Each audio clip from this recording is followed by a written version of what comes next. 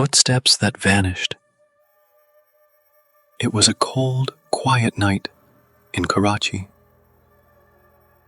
The city of lights lay unusually silent, as if holding its breath.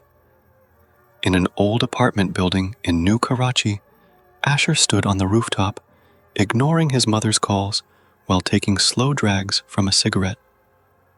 "Ashar, come down now.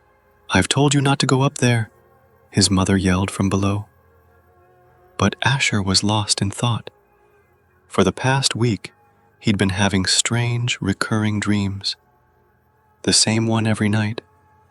A dark, deserted alley, a blood-drenched corpse, and a green parrot repeating the same haunting phrase, "He's back." Was it just a dream? Or a warning? The next morning, when Ashar reached his office, he worked as a crime reporter. He found a red envelope on his desk. No name, no sender, just one sentence written in neat block letters. "If you want the truth, come alone." Inside was a hand-drawn map pointing to a location. Red Line Warehouse, Sector 19. Ashar's heart skipped a beat.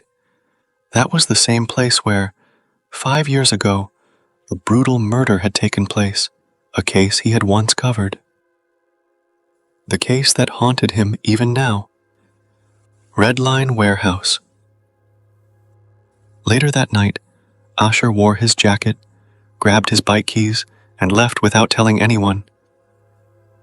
The city streets grew eerily quiet as he neared Sector 19. As he approached the abandoned warehouse, an unease crept over him, as if something invisible was walking beside him. The warehouse stood like a ghost, rusting and cracked, its doors slightly ajar.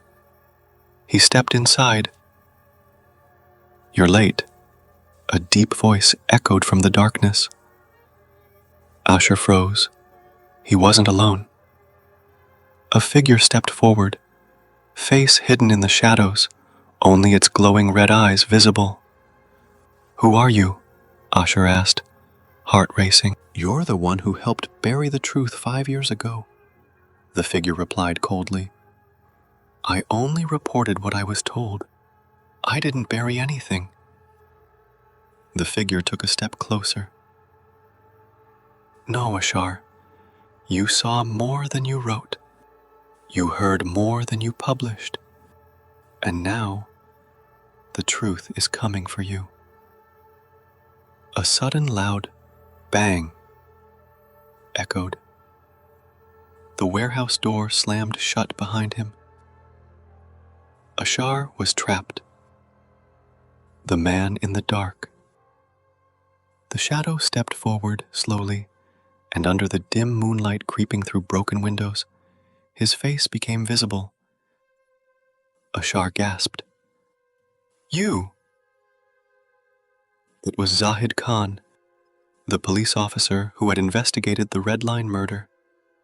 The same man the world believed had killed himself after the case went cold. "Ashar, you're supposed to be dead."